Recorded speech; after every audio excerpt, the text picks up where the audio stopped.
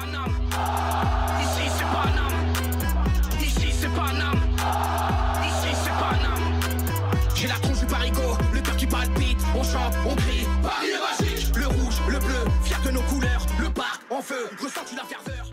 Yo, salutations mes humains, c'est OP, j'espère que vous allez bien et bienvenue sur la chaîne, j'espère que vous passez un très bon week-end. Encore une fois, je tenais fortement à m'excuser pour hier, il n'y a pas eu d'avant-match, c'est la première fois depuis le début de cette aventure que je loupe un avant-match, donc voilà, je ne pouvais pas faire l'avant-match hier. Espérons que ça ne se reproduise plus, parce que moi j'aime bien faire les avant-matchs, je kiffe, c'est mon délire, tu vois, faire les petits montages et tout, j'aime beaucoup et je sais que ça plaît à énormément de gens qui regardent justement ma chaîne, les avant-matchs, comment je les aborde, etc. Donc voilà, bon bref, je m'excuse encore une fois les gars, avant de rentrer dans le vif du sujet, le débrief de cette 11e journée de Ligue 1. Déjà pour commencer, j'ai un petit message à faire passer à nos dirigeants, hein, Nasser et consorts. Je suis déçu que vous ayez cédé à cette pression médiatique et politique pour un tifo qui n'avait qu'un seul message, un message de paix. Tout simplement. Hein, parce que tout ce qu'on entend là en ce moment à la télé, je sais pas quoi, machin, faut arrêter avec les conneries. Et voilà, encore une fois, nos dirigeants qui, au lieu de sortir leur grosse paire de couilles, préfèrent courber les chines et baisser la tête. Nasser, hein, on se parle franco, Nasser. Depuis que t'es arrivé, Nasser, t'as payé plus de 4 milliards d'impôts à la France. Donc je pense qu'à un moment donné, quand on paye plus de 4 milliards d'impôts à la France depuis toutes ces années, hein, cumulés, bien plus que certains grands patrons français qui ont des entreprises en France, bien évidemment, je pense on doit rien à personne en fait. Et on lève la tête à un moment donné. Et céder comme ça, tu nous as lâchés. Tu nous as littéralement lâchés. Moi, je suis déçu. Très déçu de même des sanctions, plus le droit d'aller au Parc des Princes, hormis pour les matchs, pour confectionner les tifos, etc. Plus de tifos jusqu'à l'année prochaine. Bon bref, des trucs insensés. Et voilà. Au lieu d'être ensemble, de faire qu'un, voilà, nos dirigeants préfèrent céder à toute cette mascarade. Bon bref, peu importe les gars. On rentre dans le vif du sujet, c'est le débrief, 11e journée de Ligue 1. Le SCO d'Angers qui recevait nos Parisiens, nos Rouges et Bleus. Paris s'est imposé 2 buts à 4. Hein, je pensais qu'on allait faire le clean sheet. Mais non, on n'y arrive pas en ce moment, le clean sheet. C'est compliqué, le clean sheet. Bref, 2 buts à 4. Paris continue de garder sa place de leader. On fait une petite dédicace aussi aux Auxerrois pour hier. Bravo les gars, beaux gosses. Ah ouais, quand je vous disais qu'il fallait arrêter de parler, hein, certains clubs du Sud, je disais, taisez-vous, tranquille, c'est le début de saison, hein, ça s'enflammait, ça s'enflammait. Bon, bah voilà, le karma, à un moment donné, moi je suis comme ça, je suis pas quelqu'un qui parle beaucoup, tu vois. Parce que le karma, quand il tombe sur le coin de la gueule, ça fait mal. Bref, en tout cas, avant de rentrer dans le 11 de départ, et 11 de départ énormément remanié, les gars, on s'abonne à la chaîne si ce n'est toujours pas fait. La petite clochette à côté, on clique dessus pour les notifications, le référencement, on met son plus beau pouce bleu et on lâche son petit commentaire.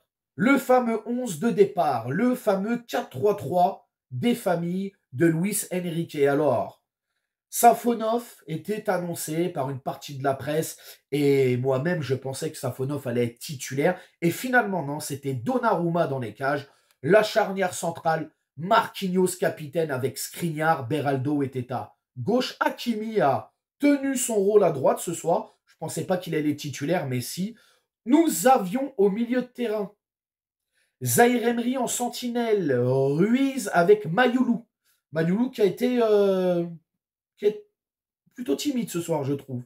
Et l'attaque, Kanginli, Barcola et Asensio. Oh, pétard, pétard, pétard, pétard, les gars.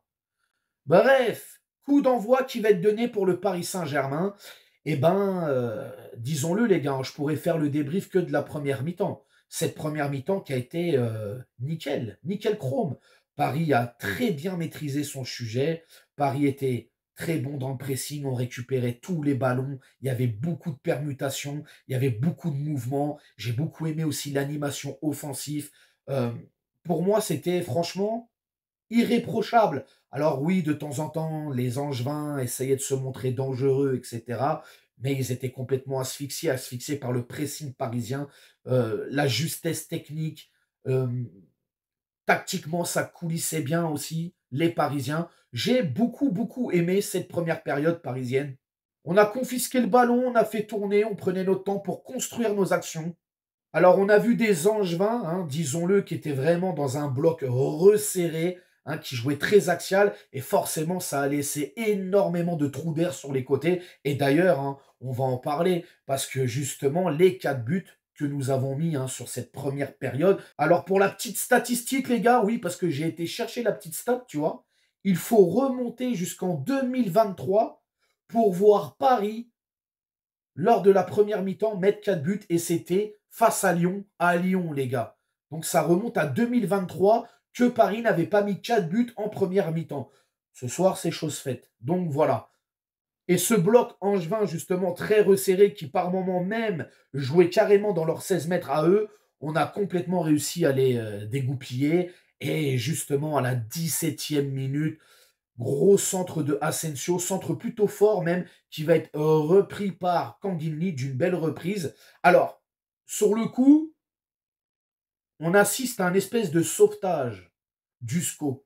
Mais finalement, la montre de l'arbitre va sonner et la balle a bel et bien franchi la ligne du but. Donc 1-0, but accordé à la 17e minute.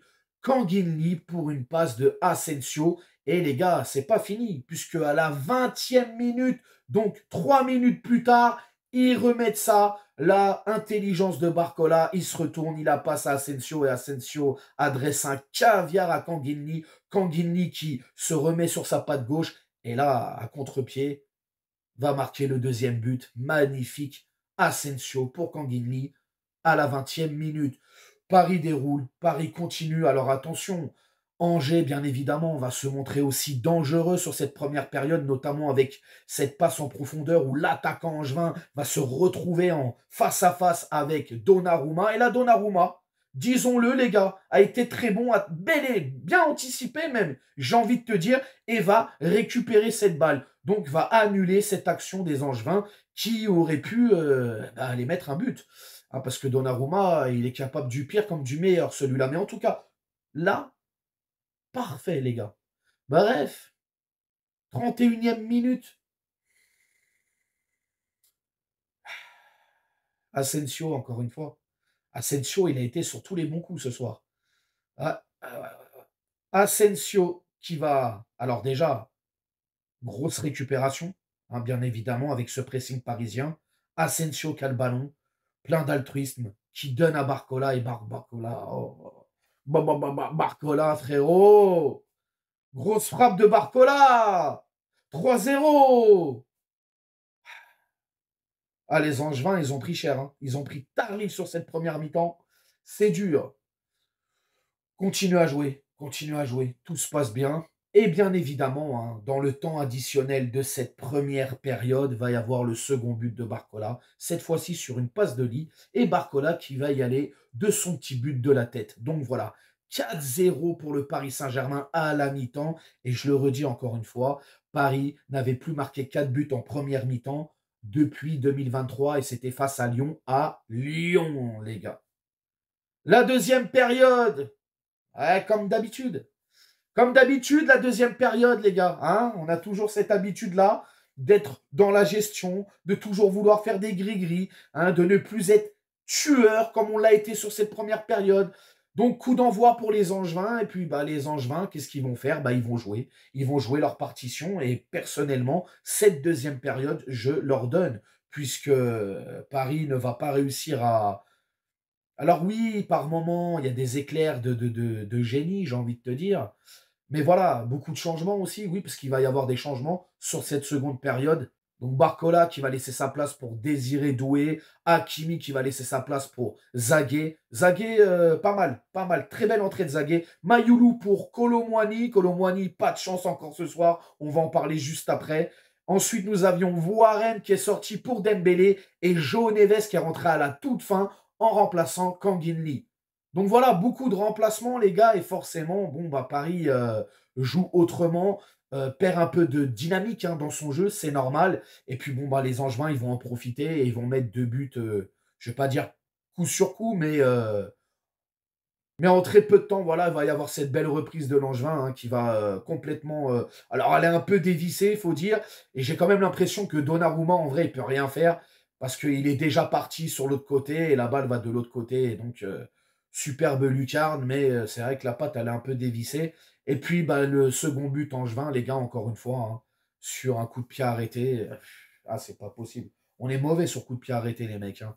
Après, ouais, il y a un relâchement. Il y a aussi Dembélé qui fait des fautes, il perd la balle et forcément, bah, derrière, bah, tu te fais punir. Mais voilà, cette seconde période, franchement, les gars, elle est à mettre vite aux oubliettes parce que déjà, elle est pour les Angevins.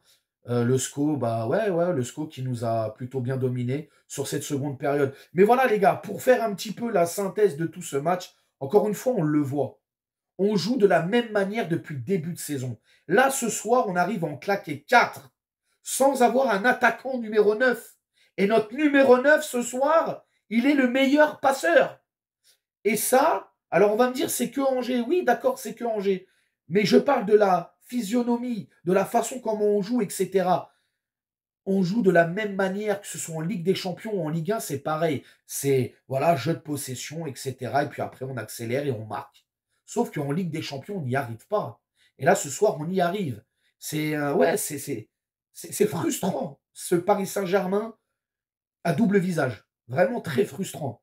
En tout cas, je suis très content, les gars. Et puis, bah, on va se donner une note. Hein, on va se donner une note du match. Allez, disons que...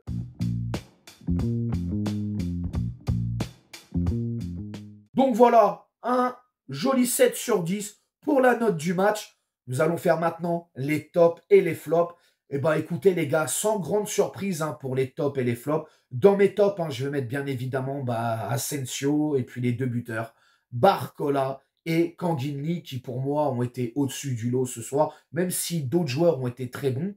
Et puis pour les flops, bah, je suis désolé, mais j'en ai mis qu'un ce soir qui a été vraiment en dessous de tout. Alors oui, je sais, il joue pas à son poste et tout, mais quand même, il y a des grosses lacunes et il s'est fait beaucoup enrhumer. C'est malheureusement le Brésilien Beraldo. Et en plus, il le paye cher puisqu'il n'a même pas été convoqué avec le Brésil. Donc en même temps, bon, tu me diras, il n'a pas trop de temps de jeu en ce moment et tout, mais bon, c'est vrai que Beraldo a été en grande difficulté ce soir. Donc voilà les gars, c'était mes tops et mes flops. Vous allez me dire dans les commentaires comment vous avez trouvé ce match, même si, bon, voilà, c'est match avant trêve. Oui, parce qu'il y a la trêve de 2 semaines. Ah, Ah, c'est relou les trêves. Oh, je déteste ça. Oh là là là là.